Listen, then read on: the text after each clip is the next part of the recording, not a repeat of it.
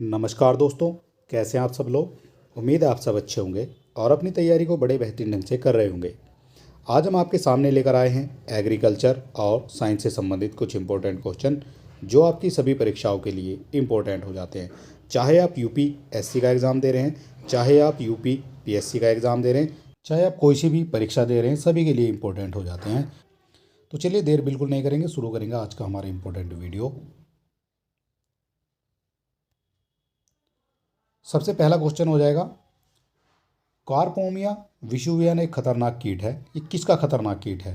अनार का, बेर का, संतरे का या फिर अमरूद का? तो ये जो खतरनाक कीट हो जाता है, ये हो जाता है आपका बेर का। ऑप्शन नंबर बी यहाँ पर आपका करेक्ट हो जाएगा। इसी तरह के क्वेश्चन आपको देखने को मिलते हैं आपकी परीक्षा में। तोरिया की फसल में आरा मक्खी, ये जिसको सॉफ्ट फ्लाई के नाम से जाना जाता है, वो हानि पहुंचाती है। किसको हानि पहुंचाएगी? तोरिया की फसल में आरा जो मक्खी है, ये जो हानि पहुंचाती है, ये पहुंचाती है उसकी प्रारंभिक अवस्था में। ऑप्शन नंबर ए यहाँ पर आपका करेक्ट हो जाएगा। लगभग 80 से 90 क्वेश्चन हम इसमें वीडियो में आपको कराने वाले हैं और इनसे काफ़ी हेल्प आपके एग्जाम में हो जाएगी। कुटुंब चेल्सिडिडी के बड़े परजीवी हैं। ये परजीवी होती हैं, किसकी परजीवी हो जाएंगी? कुटुंब चेल्सिडिडी। तो ये हो जाती है लाख कीड़े की जो होती है, ठीक है, ये इसकी जो है परजीवी मानी जाएगी, लैक इंसेक्ट की। अगला क्वेश्चन हो जाएगा, फल मक्खी की कौन सी अवस्था अधिक हानि पहुंचाती है? फल मक्खी की कौन सी अवस्था है जो अधिक हानि पहुंचाती है? तो इसकी जो अवस्था हो जाएगी वो हो जाएगी मैगट, ठीक है। ये मैगट मक्खी हो जाती है जो आपकी अधिक जो है नुकसान पहुंचाती है या अधिक हानि पहुंचाती है, ठीक है। ये हो जाती है आपकी मैगट। धान के गंधी कीट की कौन सी अवस्था अधिक हानिकारक है? धान के गंधी कीट की कौन सी अवस्था अधिक हानिकारक है? तो जो अधिक हानिकारक हो जाएगी धान के गंधी कीट की, ये हो जाती है आपकी प्रौढ़ और निम्ब अवस्था। ऑप्शन नंबर डी यहाँ पर आपका करेक्ट हो जाएगा। आम का मीलीबग अंडे देता है। ये मीलीबग होता है आम का, यहाँ देख सकते हैं आप। तो ये अंडे कहाँ देता है? पत्तियों पर, भूमि के अंदर, छिलके की दरारों में, या इनमें से कोई नहीं। तो ये जो अंडे देता है, ये देता है आपका भूमि के अंदर, ठीक है। जब ये अंडे देता है तो ये पेड़ पे से, ये एक पेड़ है तो पेड़ पे से उतर कर नीचे आ जाएगा और भुर भुरी मिट्टी में जो है यहाँ पर ये अपने अंडे देगा।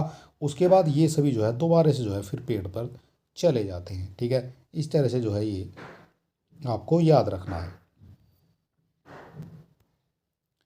निम्नलिखित में कौन सा कीट नहीं है? इनमें से कौन सा है जो कीट नहीं है?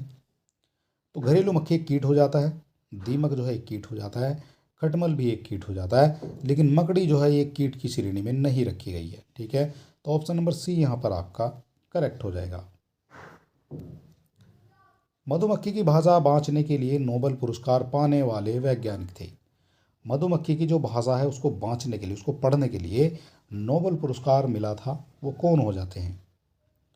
तो इसको नोबेल पुरस्कार पाने वाले हो जाते हैं वान फ्रिश कार्ल। ऑप्शन नंबर डी यहाँ पर आपका करेक्ट हो जाएगा। वूली एफिस गंभीर कीट है।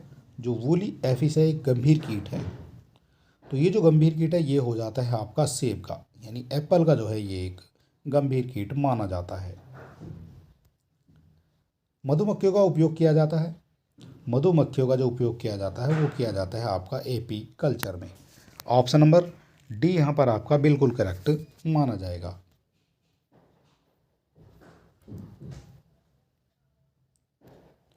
गर्भाधान के बिना मादा अंडे से जीव उत्पन्न होने की क्रिया को क्या कहते हैं? मादा गर्भाधान के बिना जो है अंडे से जीव उत्पन्न होने की प्रक्रिया को कहा जाता है पार्थेनोकोपी। ऑप्शन नंबर बी यहाँ पर आपका करेक्ट हो जाएगा। सारे जो क्वेश्चन हैं वो आपको देखने को मिल जाएंगे विद आंसर, और इसकी जो पीडीएफ है ये आपको हमारे टेलीग्राम चैनल पर देखने को मिल जाएगी। टेलीग्राम चैनल का जो लिंक है वो आपको डिस्क्रिप्शन में मिल जाएगा।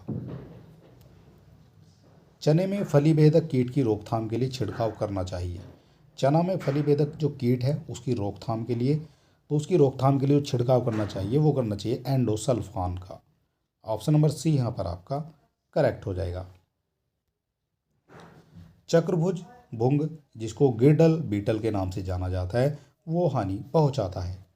तो ये किसको हानि पहुंचाएगा? तो ये पहुंचाता है आपका सोयाबीन को। ऑप्शन नंबर डी यहाँ पर आपका करेक्ट हो जाएगा। चक्रभुज भुंग होता है जो सोयाबीन को हानि पहुंचाता है। भंडारण में कीटों एवं चूहों की रोकथाम के लिए घूर्णन यानी फ्यूमिगेशन किया जाता है।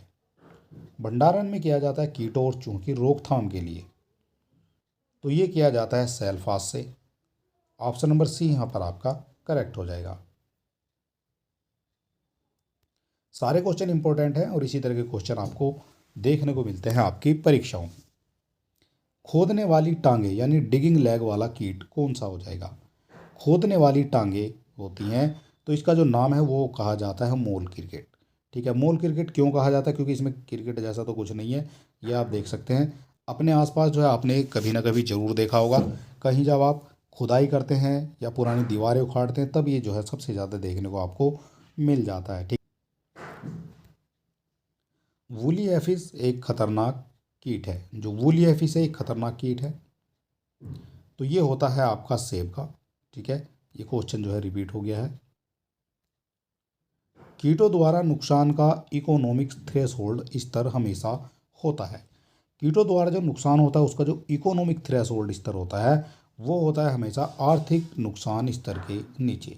जो आर्थिक नुकसान है वो स्तर से नीचे हो जाता है। सीसेमिया इन्फ्रेंस कीट है। जो सीसेमिया इन्फ्रेंस कीट है वो हो जाता है आपका गन्ने का। ऑप्शन नंबर सी जो है यहाँ पर करेक्ट हो जाएगा। और गन्ने का और एक आपका गेहूं का, ये जो है सबसे ज़्यादा पूछे जाते हैं आपकी परीक्षाओं में।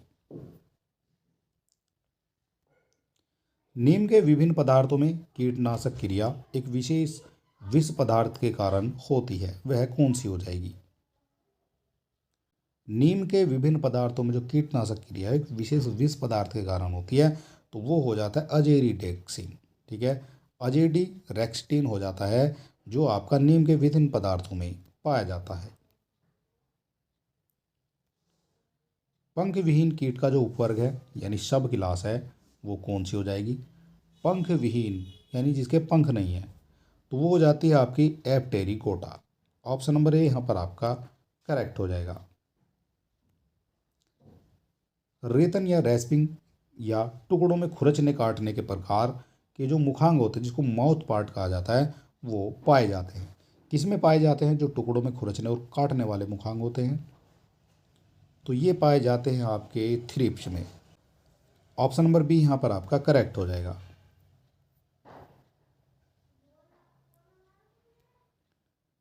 कीट प्रबंधन पास्ट मैनेजमेंट का मुख्य उद्देश्य है। कीट प्रबंधन का मुख्य उद्देश्य है तो मुख्य उद्देश्य हो जाता है नासी कीट की संख्या को आर्थिक क्षति स्तर के नीचे रखना। ठीक है, इकोनॉमिक जो इंजरी है उसको लेवल को नीचे रखना, ये हो जाता है कीट प्रबंधन का मुख्य उद्देश्य। सही जोड़ा है, सही जोड़ा कौन सा हो जाएगा इनमें से? तो इनमें से जो सही है वो हो जाता है जो चना है वो आपका फली भेदक जो है देखने को मिल जाएगा आपका चने में। ठीक है, डी हो जाता है यहाँ पर इसका करेक्ट आंसर। पिछले पैर पर पराग थैली पाई जाती है। पिछले पैर पर पराग थैली पाई जाती है तो ये पाई जाती है आपकी मधुमक्खी के। ऑप्शन नंबर बी यहाँ पर आपका करेक्ट आंसर हो जाएगा। फसलों की पुष्प अवस्था में कीटनाशी दवाओं का फुहार क्यों नहीं करना चाहिए? जब फसलों पे पुष्प आते हैं उसको पुष्प अवस्था कहा जाता है फसलों की, तो उसमें कीटनाशी दवाओं का जो है फुहार क्यों नहीं करना चाहिए? क्यों नहीं करना चाहिए? क्योंकि समुचित फल जो है लगने हेतु। ठीक है, क्योंकि अगर आप उस पर जो है कीटनाशी का फुहार कर देंगे तो वो जो है फिर वहीं पर जो है मर जाएगा पौधा। जो उसके फूल होते हैं वो जो वहीं पर मर जाएंगे। ठीक है, और वो जो है प्रॉपर जो है उस पर फल फिर नहीं लग पाएंगे। इसीलिए कीटनाशक दवाओं की जो फुहार है वो नहीं करनी चाहिए ताकि समुचित फल लग जाए। निम्नलिखित में से कौन सा रक्त स्कंदरोधी है? कौन सा हो जाएगा रक्त स्कंदरोधी? तो ये हो जाता है zinc phosphide. Option number A यहाँ पर आपका करेक्ट हो जाएगा। समेकित कीट नियंत्रण प्रणाली जो integrated system of insect control होता है उसमें हम समेकित या इंटीग्रेट करते हैं, उसको क्या इंटीग्रेट करेंगे? तो उसको करेंगे कृषि तथा जैविक विधियों के द्वारा, जैविक तथा वैधानिक विधियों के द्वारा और भौतिक तथा रासायनिक विधियों के द्वारा, यानी सभी प्रकार से जो है, सभी विधियों से जो है हम उसको कीट का नियंत्रण जो है हम कर सकते हैं। प्राणियों के लिए सबसे कम जहरीले कीट विष निम्नलिखित समुदाय से संबंधित है। कीट जो है सबसे कम जहरीले हो जाते हैं प्राणियों के लिए, तो ये हो जाते हैं संश्लेषित पाइथ्राइड्स। ऑप्शन नंबर डी यहाँ पर आपका करेक्ट हो जाएगा। सोयाबीन में पत्ती मोजेक फैलता है। जो पत्ती मोजेक है ये सोयाबीन में फैलता है, तो ये फैलता है सोयाबीन में सफ़ेद मक्खी के द्वारा। ऑप्शन नंबर डी यहाँ पर आपका करेक्ट हो जाएगा। कीट नियंत्रण के लिए सिस्टेमिक कीटनाशी है। कीट नियंत्रण के लिए जो सिस्टेमिक है कीटनाशी, वो हो जाता है आपका इंडोसल्फान।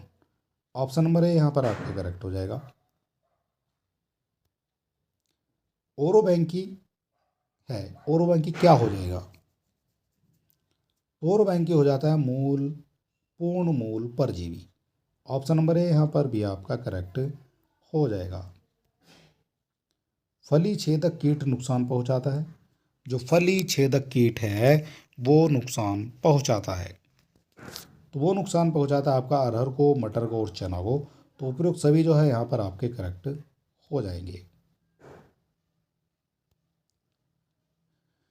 गेहूं का खपड़ा कीट जो आपका होता है ट्रंगोडर्मा ग्रानेरियम, ट्रीगोडेर्मा ग्रेनेरियम, ये हानिकारक होता है। तो ये हानिकारक होता है जब ये लार्वा की अवस्था में होता है, तब ये ज़्यादा हानिकारक हो जाता है।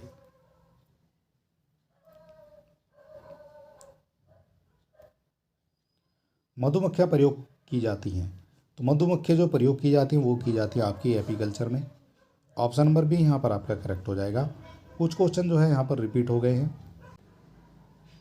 कपास के लिए सबसे अधिक कौन सा हानिकारक कीट है? कपास के लिए सबसे अधिक हानिकारक कीट हो जाता है pink bollworm. Option number B यहाँ पर आपका करेक्ट हो जाएगा।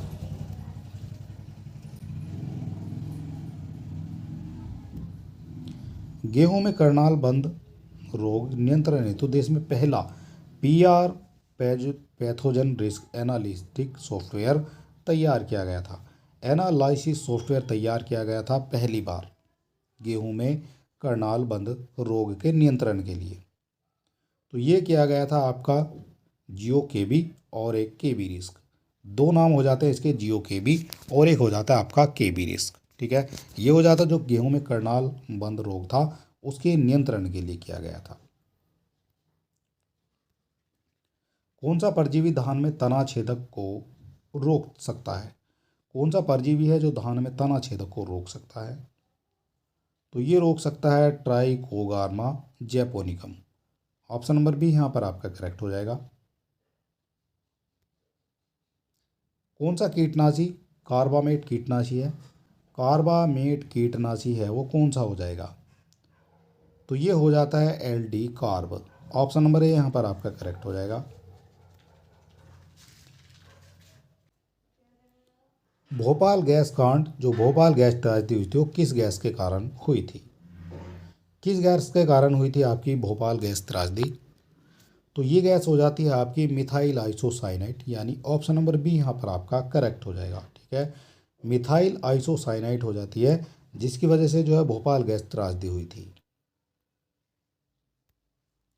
धान की फसल पर रात में कौन सा कीट आक्रमण करता है?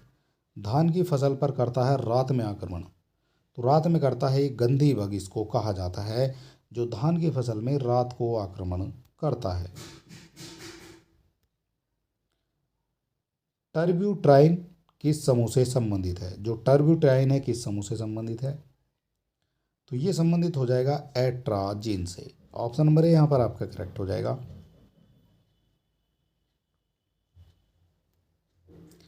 कौन सा तत्व फाइटोटॉक्सिक नहीं है? कौन सा हो जाएगा जो फाइटोटॉक्सिक नहीं है? तो ये हो जाता है बोरान। बोरान जो है एक आपका तत्व है, ये फाइटोटॉक्सिक नहीं है। रानी दीमक प्रतिदिन कितने अंडे प्राय देती है? रानी जो दीमक होती है वो प्रतिदिन कितने अंडे देती है? तो ये देती है लगभग 2 से 3 हज़ार अंडे देती है रानी दीमक।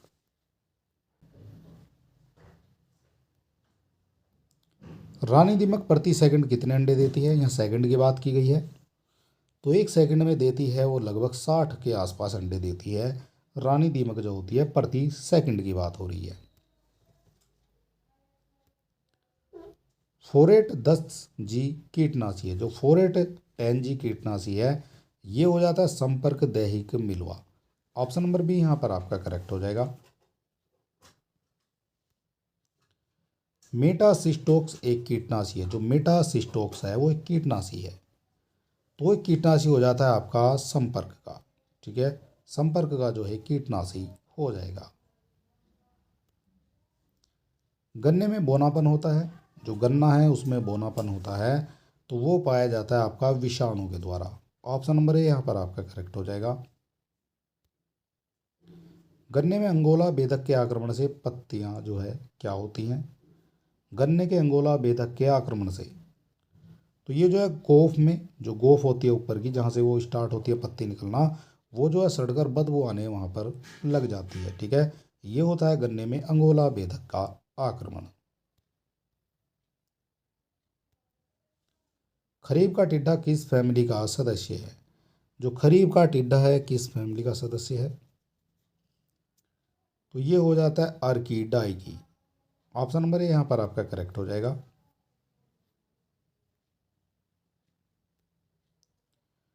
माइकोप्लाज्मा किसके प्रति सुग्राही है, जो माइक्रोप्लाज्मा है वो किसके प्रति सुग्राही है, तो ये हो जाता है टेट्रासाइक्लिन। ऑप्शन नंबर बी यहाँ पर आपका करेक्ट हो जाएगा। बचे हुए कीटनाशकों का निपटान करने की सबसे सुरक्षित विधि क्या है, बचे हुए जो कीटनाशी हैं उनका निपटान करने की सबसे सुरक्षित विधि है उनको जो है मिट्टी में दबा देना। ऑप्शन नंबर डी यहाँ पर आपका करेक्ट हो जाएगा। टोटल 80 से 90 क्वेश्चन आपको यहाँ पर मिलने वाले हैं और सारे क्वेश्चन आपकी परीक्षा के लिए इम्पोर्टेंट हैं।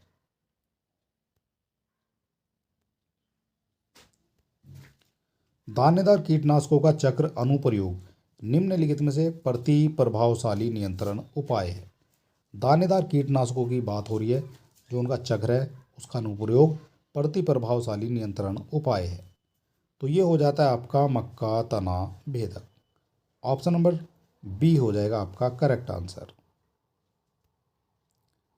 निम्नलिखित कीटनाशकों में कौन सा एक चिंचिड़ियों या जिनको बरूथिया भी कहा जाता है का भी नियंत्रण करने में समर्थ है, तो चींचड़ियाँ जो होती हैं गांव के, अगर आप हैं तो गांव में जानते होंगे चींचड़ियाँ होती थी, तो ये जो है इनका नियंत्रण करने में समर्थ है, तो इनका जो नियंत्रण करने में समर्थ है वो हो जाता है आपका टॉक्साफिन। ऑप्शन नंबर बी यहाँ पर आपका करेक्ट हो जाएगा। कीटों का आधुनिक वर्गीकरण किसके आधार पर किया गया है, कीटों का आधुनिक वर्गीकरण ये किया गया है आपका ब्राउर के आधार पर।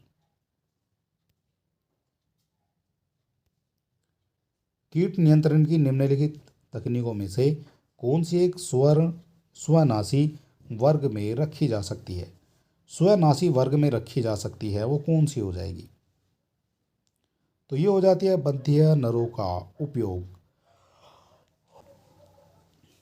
ऑप्शन नंबर डी यहाँ पर आपका करेक्ट हो जाएगा। बंध्य नरों का जो है उपयोग वहाँ पर आपको करना होगा।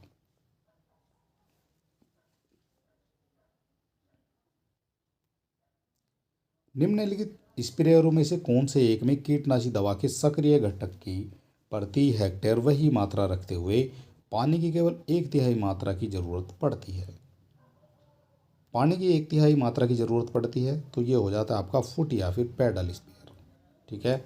ऑप्शन नंबर यहाँ पर आपका करेक्ट हो जाएगा। आम में परागन को प्रभावित करने के लिए उत्तरदायी प्रमुख कीट कौन सा हो जाएगा,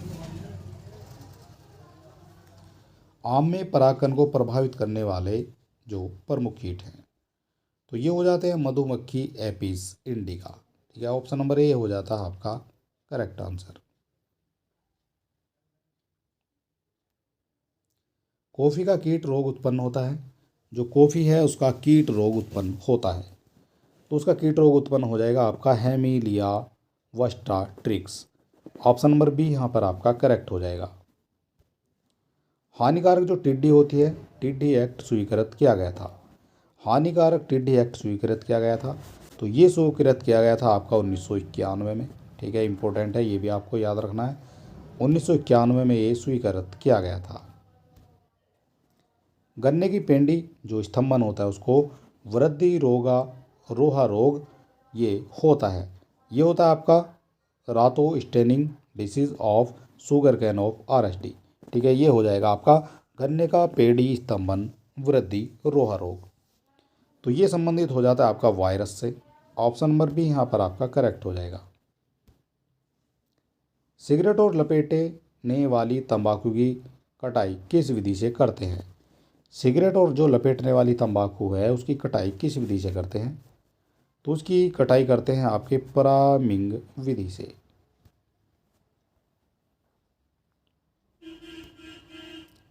मैलिक हाइड्रोक्साइड का जो प्रमुख कार्य माना जाता है, तो प्रमुख कार्य माना जाएगा किसी वृद्धि मंदक का कार्य करना।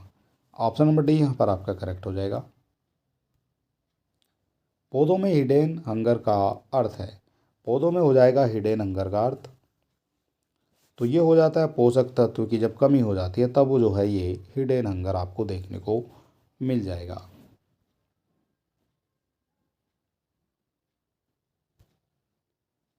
जल उपयोग दक्षता निश्चित की जाती है, जल उपयोग दक्षता निश्चित की जाती है, तो ये की जाती है आपकी नेट सिंचाई का कुल सिंचाई से अनुपात अन्य हानियों के साथ। ऑप्शन नंबर डी यहाँ पर आपका करेक्ट हो जाएगा।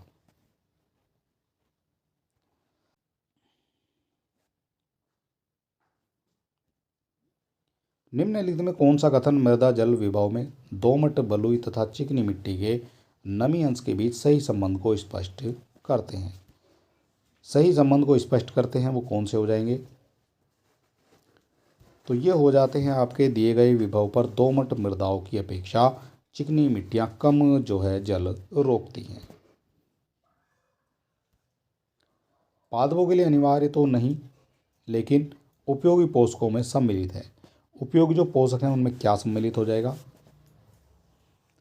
तो ये हो जाता है vanadium sodium. Option number C यहाँ पर आपका करेक्ट हो जाएगा। ब्लेड रेड माल्टा में आंतरिक रंग उत्पन्न करने के लिए किस प्रकार के तापक्रम की ज़रूरत पड़ती है? किस रंग के उत्पन्न करने के लिए किस प्रकार के तापक्रम की आवश्यकता पड़ती है? तो ये हो जाता है कम तापक्रम की जो है आवश्यकता वहाँ पर देखने को आपको मिल जाएगी। सेब में पुष्प विभेदन हेतु अधिक प्रभावशाली रसायन है। सेब में हो जाता है जो पुष्प विभेदन करने वाले अधिक प्रभावशाली रसायन, तो ये हो जाता है आपका LR। ऑप्शन नंबर सी यहाँ पर आपका करेक्ट हो जाएगा। अधिकतम संभावित उपज का 50% पैदा करने के लिए आवश्यक NPK की मात्रा एक बैल इकाई है। एक बैल बराबर होता है IB अपॉन एकरे में। ठीक है, तो ये हो जाता है नाइट्रोजन फास्फोरस पोटास। तो इसका जो करेक्ट आंसर है वो हो जाता है आपका 250 यानी 250। ठीक है, तो एक बैल जो बराबर है ये आपका हो जाता है 250 के। निम्नलिखित में कौन सा कवकनाशी गेहूं के अनावृत खंड के विरुद्ध अप्रभावी है? अनाखंड कवकनाशी गेहूं के विरुद्ध अप्रभावी है, तो ये हो जाती है आपकी थीरम। ऑप्शन नंबर सी यहाँ पर आपका करेक्ट हो जाएगा। निम्नलिखित में कौन सा कवकनाशी का प्रकार पादपों को कवक रोगजनकों की सुरक्षित रखने में सर्वाधिक महत्वपूर्ण है? तो सर्वाधिक जो महत्वपूर्ण है वो हो जाता है आपका सर्वांगी कवकनाशी। ऑप्शन नंबर डी यहाँ पर आपका करेक्ट हो जाएगा।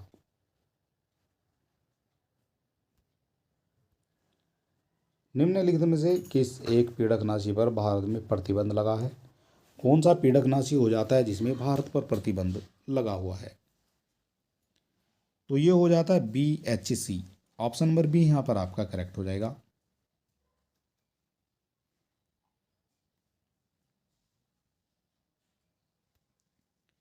निम्नलिखित में कौन सा एक संक्षिप्त समूह ठोस अवस्था में पीड़कनाशी संरूपण को ठीक ठीक निर्दिष्ट करता है?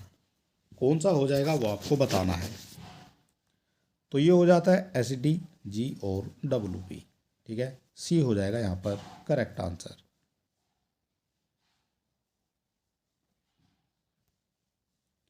निम्नलिखित में कौन सा एक पदार्थ पीड़कनाशी या पीड़कनाशी का छिड़काव करने से पहले हस्त फुहार का अंशांकन करने के लिए सर्वाधिक उपयुक्त है? सर्वाधिक उपयुक्त कौन सी हो जाएगी?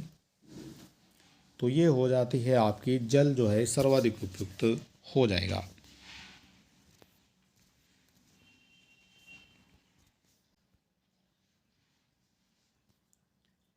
रिफ्रैक्टोमीटर से जांच की जाती है।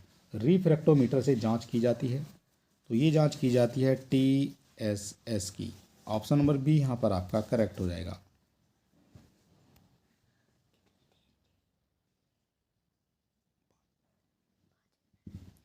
स्क्वैश किससे परिलक्षित किया जाता है? जो प्रिजर्वेशन किया जाता है वो किसके किया जाता है स्क्वैश का? तो ये किया जाता है साइट्रिक अम्ल। ठीक है, ऑप्शन नंबर डी यहाँ पर आपका करेक्ट हो जाएगा। निम्नलिखित में से कौन सा कीटनाशी जो इंसेक्टिसाइड है सबसे अधिक सुरक्षित है? कीटनाशी सबसे अधिक सुरक्षित है, तो ये हो जाता है कार्बेराइल। श्वेत गिटार किस फसल का कीट है? जो श्वेत गिटार है ये हो जाता है आपका मूंगफली का। ऑप्शन नंबर सी यहाँ पर आपका करेक्ट हो जाएगा।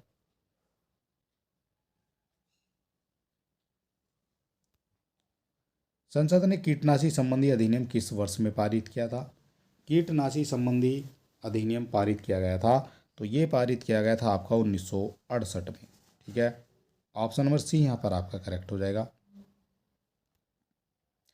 टिड्डा जिसको लोकस्ट अपने अंडे देता है, लोकस्ट कहा जाता है टिड्डे को, तो ये जो है अपने अंडे देता है, तो ये देता है अपने अंडे मिट्टी में। ऑप्शन नंबर बी यहाँ पर आपका करेक्ट हो जाएगा।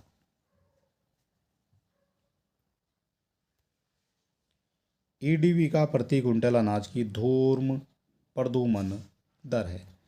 जो प्रति क्विंटल अनाज की जो प्रदूमन दर है वो क्या हो जाएगी? तो वो हो जाती है आपकी 3 मिलीमीटर। निम्नलिखित में से किस कीट से गन्ने में अधिक हानि होती है? कौन सा कीट हो जाएगा जो गन्ने में अधिक हानि पहुंचाता है? तो ये हो जाता है गन्ने का पायरेला। ऑप्शन नंबर बी यहाँ पर आपका करेक्ट हो जाएगा। गेहूं के बीजों को अनावृत कंड से बचाने के लिए सौर ऊर्जा से उपचारित करने का प्रतिपादन क्या है?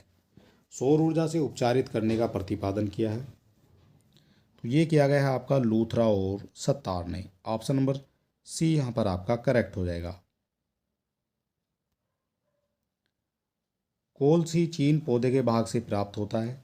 जो कोलची चीन है ये पौधे के प्राप्त होता है आपका पौधे की जड़ से।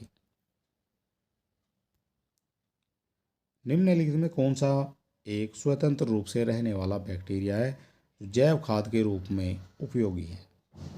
तो ये हो जाता है आपका कोरिन बैक्टीरियम। कोरिन बैक्टीरियम हो जाएगा जो आपका स्वतंत्र रूप से रहने वाला बैक्टीरिया हो जाएगा।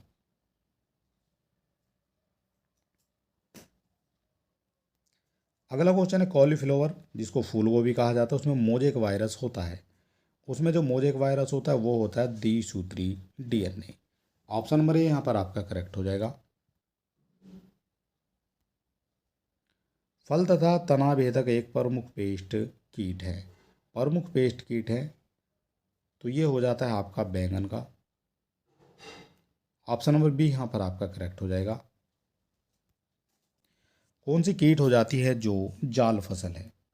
कौन सा कीट है जो जाल फसल है? तो ये हो जाता है आपका भिंडी। भिंडी जो है एक कीट जाल फसल मानी जाती है। निम्नलिखित में से कौन सा एक भिंडी के पीत सीरा मोजेक का वाहक है? पीत सीरा मोजेक का जो वाहक है वो हो जाता है सफ़ेद मधुमक्खियाँ। और चलिए दोस्तों, आज का जो हमारा वीडियो है ये हमारा यहाँ पर समाप्त होता है। अगर अभी तक आपने हमारे चैनल को सब्सक्राइब नहीं किया तो आप सब्सक्राइब कर सकते हैं, वीडियो को अपने दोस्तों में भी शेयर कर सकते हैं।